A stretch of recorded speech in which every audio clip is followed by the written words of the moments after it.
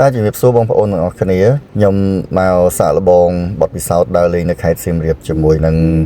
របៀបដើរលេងរបស់ភ្ញៀវទេសចរបរទេសណាខ្ញុំឃើញថានេះជា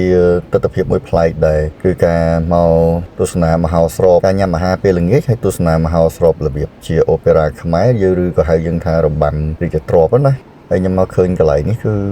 តាក់ទាញមែនតើការរៀបចំកន្លែងអាគាររបស់គាត់ហ្នឹងគឺរៀបចំតាមរចនាបថខ្មែរសុទ្ធមានការតុបតែងទៅតាមលក្ខណៈបុរាណខ្មែរថាបត្យកម្មហ្នឹងក៏របៀបខ្មែរមើលទៅអត្តសញ្ញាណខ្មែរនៅនឹងសឹងតែ 100% តែម្ដងហើយបរទេសគាត់ចូលទៅទេសនាច្រើនខ្ញុំសម្លែកដែរហើយសប្បាយមែនតើដែលយើងដែលគិតថាមានការគ្រប់គ្រងដល់ប៉ុណ្ណឹងណាហើយនៅក្នុងនេះបងប្អូន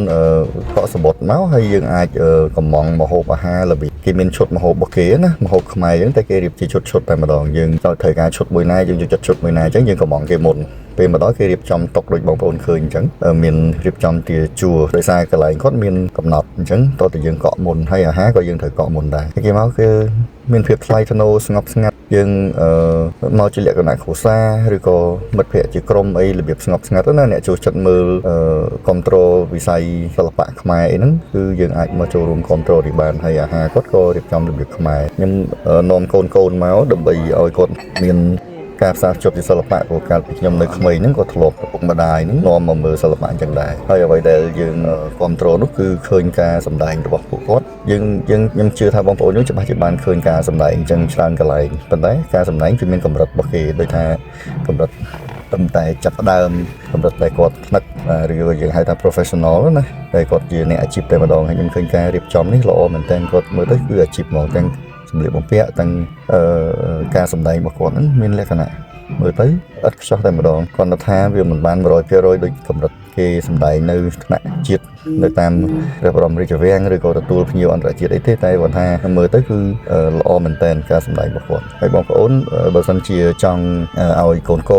រុមគ្រួសារឬក៏មិត្តភ័ក្តិបរទេសគាត់មានបទពិសោធន៍នៅសិល្បៈខ្មែរយើងមកគ្រប់គ្រងបាទគ្រប់គ្រងទេសចរក្នុងស្រុករបស់យើងហើយពេលដែលបងប្អូនចូលមកហ្នឹងច្បាស់ជាមើលអត់យល់របាំជាស្អីទេសម្រាប់អ្នកមិនធ្លាប់អញ្ចឹងគាត់មានចែកជាសភៅដើម្បីឲ្យយើងអានថាសិល្បៈហ្នឹងគាត់និយាយពីអីមានរបាំហ្នឹងគេសម្ដែងដូចជារបាំមនីមេកាឡារបាំ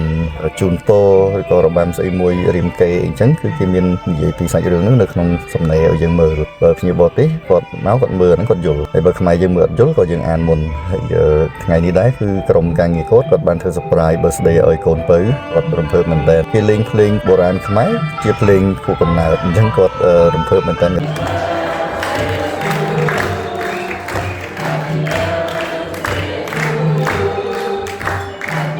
កំពុងតែជួយចិត្តមើលសិល្បៈហ្នឹងស្រាប់តែគេបិទភ្លើងហើយគេយក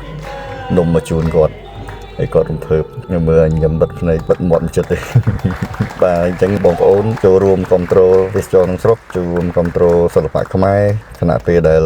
យើងកំពុងតែមានវិបត្តិជាមួយនឹងប្រទេសជិតខាងយើងនាំគ្នាគ្រប់គ្រងហើយយើងស្វែងយល់ពីសិល្បៈយើងអ្វីដែលជាអត្តសញ្ញាណរបស់យើងយើងយល់ឲ្យច្បាស់ទើបយើងប្រទេសយើងមានភាពគង់វង្សសិល្បៈវប្បធម៌របស់យើងវាបានគង់វង្សយូរអង្វែងអញ្ចឹងសូមបងប្អូនចូលរួមគ្រប់គ្រងនៅដំណើរក្នុងស្រុកទេសចរក្នុងស្រុករបស់យើងសិល្បៈវប្បធម៌របស់យើងទាំងអស់គ្នា